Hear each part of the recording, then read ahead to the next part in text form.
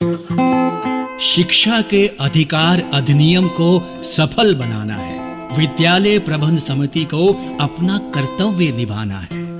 तो आइए इसी संदेश व संकल्प के साथ शुरू करते हैं समग्र शिक्षा उत्तर प्रदेश और यूनिसेफ लखनऊ द्वारा प्रस्तुत कार्यक्रम जन पहल। शिक्षा प्रगति की ऐसी सीढ़ी, रोशन होती जिससे हर पीढ़ी। आज माता पिता ने है ठानी, विद्यालय प्रबंध समिति में भागीदारी है निभानी। सभी सुनने वालों को विद्या का नमस्कार और काकी का भी ढेर सारा आशीर्वाद। क्यों चंदू, तुम्हारा क्या है विचार? अच्छा, तो ये चंदू विचार भी करता है? काकी, मैं विचार करके ही इस प्रोग्राम में शामिल हुआ हूँ। अरे वाह वाह वाह, बड़ी हिम्मत दिखलाई रे तूने। हाँ, हिम्मत तो दिखलाई, क्योंकि मैं जानता था कि तुम मेरी खिंचाई करने का कोई मौका नहीं छोड़ोगी। पर फिर भी मैंने सोचा कि भाई यहाँ बातचीत एसएमसी के कामकाज के बारे में होगी, जो कि बहुत जरूरी है। तो चलो बच्चों की पढ़ाई से जुड़े इस नेक काम में मैं भी भागीदार बन जाऊं, काकी को भी सह लेंगे। वाह चंदू वाह, आज तो मौका देखकर तुमने चौका लगा दिया। हाँ भाई, आज तो चंदू को मानना ही पड़ेगा। मान तो मैं भी तुम्हें जाऊंगा काकी, जो तुम मेरे एक आसान से सवाल का जवाब दे दो। अच्छा ये बता, सवाल आसान है ना? हाँ, तो फिर चल पूछ। तो काकी, उस दिन मैं लखनऊ से दिल्ली जाने वाली रेलगाड़ी में बैठा। मतलब तुम्हें दिल्ली जाना था? हाँ विद्या बहन, तो मैं दिल्ली जाने के लिए रेलगाड़ी में बैठा तो मुझे डिब्बे में पता है कौन मिल गए? कौन? एक मियाँ बीवी, एक उनकी माताजी और उनके 2 बच्चे भी मिल गए। तो बताओ काकी, कुल कितने लोग दिल्ली जा रहे थे? अरे सवाल तो सच में बहुत आसान है। भाई देखो, वो 5 लोग हुए और एक तू, तो मतलब कि कुल 6 लोग दिल्ली जा रहे थे। क्यों, मानता है ना मुझे? अरे कहाँ काकी, दिल्ली तो मैं अकेला ही जा रहा था। क्यों रे, कैसे? वो 5 लोग थे, पर मैंने ये कब कहा कि वो भी दिल्ली जा रहे थे? देखो तो। हाँ काकी, इतना आसान नहीं है चंदू के सवालों का जवाब देना। तो अब चंदू मुझसे भी कोई सवाल पूछने के मूड में आ जाए, इससे पहले मैं तो प्रोग्राम को आगे बढ़ाती हूँ। हाँ हाँ, यही ठीक रहेगा विद्या बेटी। हाँ, जल्दी करो जल्दी करो। तो काकी, हमारे समग्र शिक्षा और शिक्षा के अधिकार अधिनियम का उद्देश्य यही है कि देश का हर बालक बालिका स्कूल में पढ़े और जीवन में आगे बढ़े।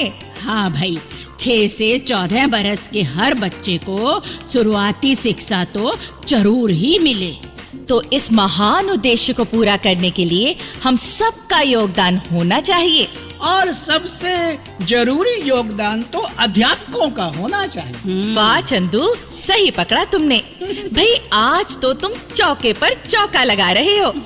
खैर, तो इसके लिए जरूरी है कि अध्यापक गण स्कूल में अधिक से अधिक हाजिरी दर्ज करवाएं, समय पर स्कूल पहुँचे और मन लगाकर बच्चों को पढ़ाएं।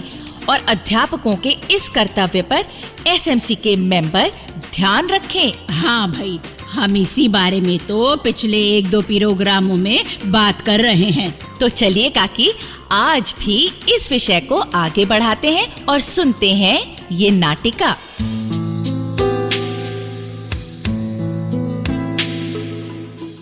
शबनम आपा घर पर ही हो क्या?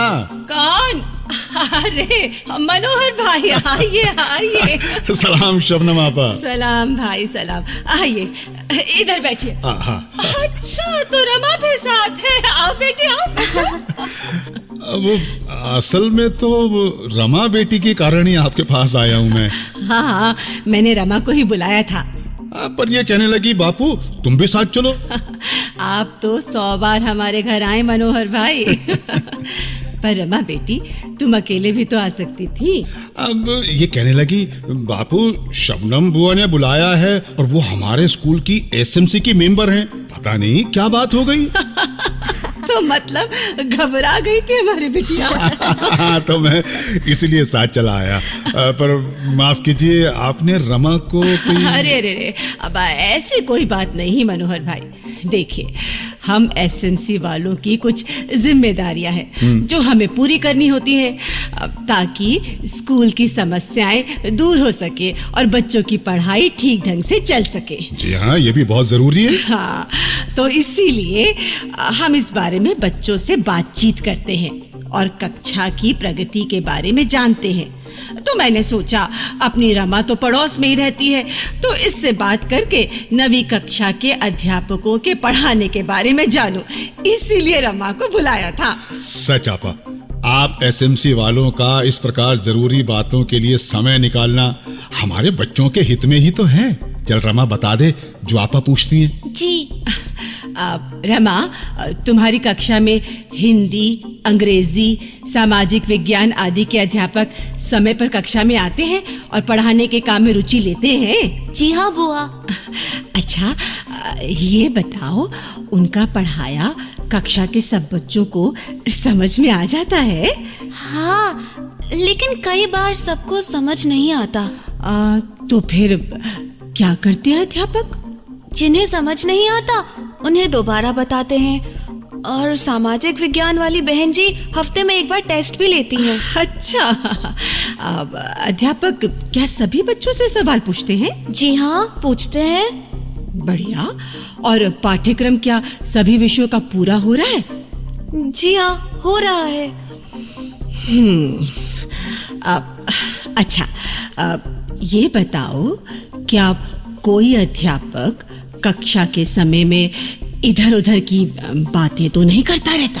नहीं जी, हाँ, वो गणित वाले सर थोड़ा पढ़ाकर फिर कुछ देर आराम करते हैं। मतलब कि जितना पढ़ाते हैं उतना आराम भी करते हैं। नहीं मनोहर भाई, ऐसा नहीं है। असल में अभी अभी बीमारी से उठे हैं, तो शरीर में कमजोरी है उनके। कुछ दिनों में ठीक हो जाएंगे। हाँ जी, फिर तो कुछ समय लगेगा ही। ठीक है रमा बिटिया, धन्यवाद।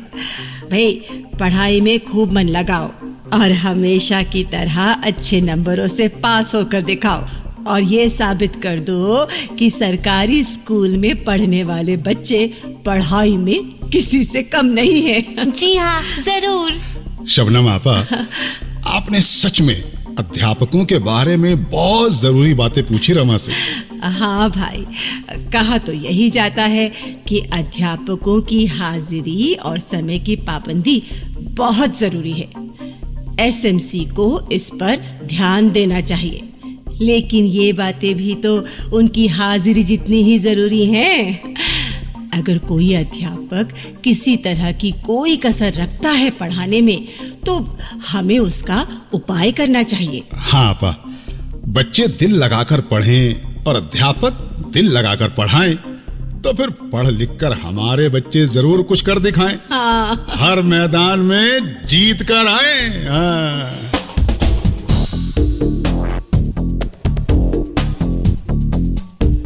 भाई वाह, ये नाटिका सुनकर तो लगा कि अध्यापक अध्यापिकाओं को अपने विषय में ही नहीं, बच्चों को पढ़ाने की कला में भी माहिर होना चाहिए। हाँ काकी, शिक्षा के अधिकार अधिनियम में इस बात का खास तौर पर जिक्र है। इसमें कहा गया है, स्कूल अध्यापकों के पास अध्यापन की जरूरी व्यावसायिक डिग्री होनी चाहिए।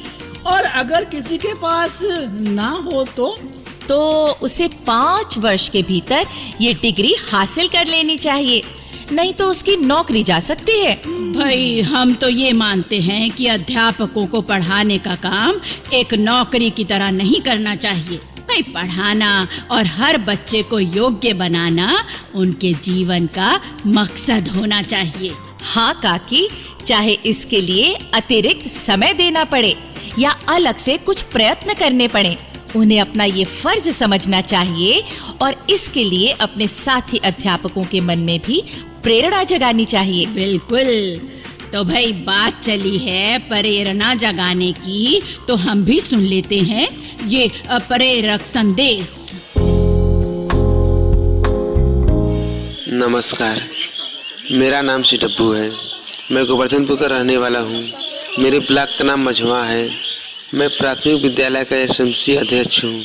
मेरे विद्यालय में ग्राम प्रधान द्वारा और एसएमसी सदस्यों द्वारा बच्चों का नामांकन कराया गया और उपस्थिति बढ़ी। विद्यालय में शौचालय बनाया गया, टोटी वाला नल लगाया गया, खरंजा लगाया गया, किचन गार्डन लगाया गया, हैंडपंप में समरसेबल लगाया गया। समरसेबल चलाने के लिए ग्राम प्रधान द्वारा बिजली लगाई गई।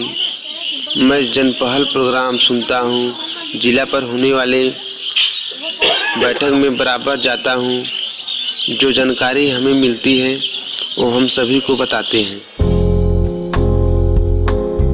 मेरा नाम ओम प्रकाश है, माध्यमिक विद्यालय चेतगंज का एसएमसी अध्यक्ष। देखिए, विद्यालय के प्रति हम लोगों की भूमिका है निर्माण कार्यों को देखना। विद्यालय के निर्माण हम लोगों की निगरानी में होना चाहिए और होता भी है। जी हाँ, ठंड के मौसम के हिसाब से बच्चे तो समय से ही आ रहे हैं। एक आध दो बच्चे जैसे अगर कभी दूर के हैं, पैदल आते हैं या कुछ, वैसे लेट होते हैं, लेकिन बच्चे हमेशा बराबर स्कूल में जब भी उपस्थित हो रहे हैं तो समय से ही आ रहे हैं। बच्चे विद्यालय नहीं आ रहे हैं, अगर ये जानकारी हमें मिल रही है तो हम जाके उनके गार्जियन से उनके घर पे संपर्क करते हैं, बच्चे क्यों नहीं आ रहे हैं। जो भी समस्या रहती है उसको दूर किया जाता है, फिर बच्चों को विद्यालय से जोड़ा जाता है। बच्चों के लिए देखिए जो एमडी बन रहा है, हाँ, उसमें एमडीएम में जो रहे मेनू के हिसाब से सब कुछ बन रहा है। मेनू दीवार पे लिखा हुआ है, उसके हिसाब से डेली जो भी है वो चीज बन रहा है। जैसे मान लीजिए अगर आज हम है या कोई और है, जाके चखते हैं वहाँ पर। चखने के बाद उसका जो भी हिसाब किताब रहता है वो हम सब विद्यालय में ही शेयर करते हैं। भैया इसको एकदम बढ़िया से बढ़िया दीजिए, वो मिलता है। और सब लोग आते हैं, बैठक में जो भी निर्णय होता है वो विद्यालय में शेयर करके बताते हैं सबको।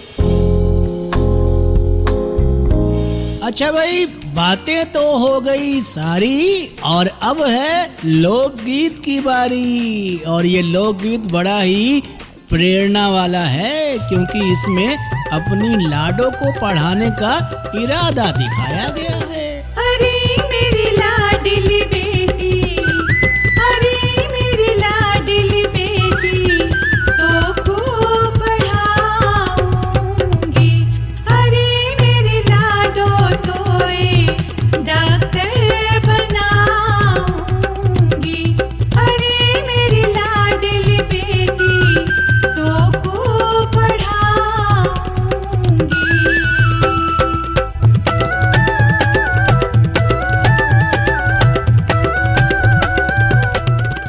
तो भाई लोकगीत के बाद अब मैं आपको नन्हे राजवीर की एक सच्ची बात बताता हूँ। हाँ, बता। सच्ची बात यह है कि राजवीर अपनी किताब में रखता था मोर पंख।